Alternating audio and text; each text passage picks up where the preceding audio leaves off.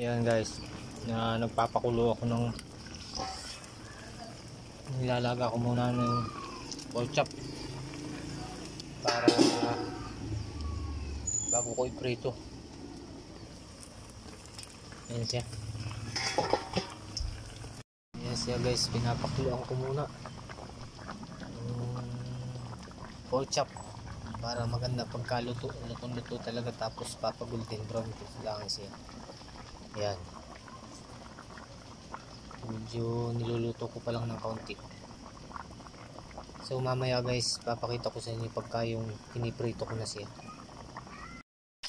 Ayan guys, piniprito ko na yung pork chop. Ayan, lalagay ko pa lang. Ayan siya, hindi pa, kasasalang ko pa lang, hindi lang ako makalapit, naninilabs sa mantika. Ayan na siya guys, golden brown na.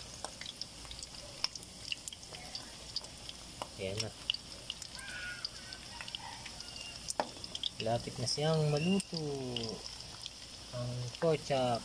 Dali na namang kumain guys. Na prito ko na yung pork chop. Ayan siya, luto na. Tapos ito naman yung kanin, isasangag ko siya ngayon. Kaya pagkaluto, ready to eat na guys.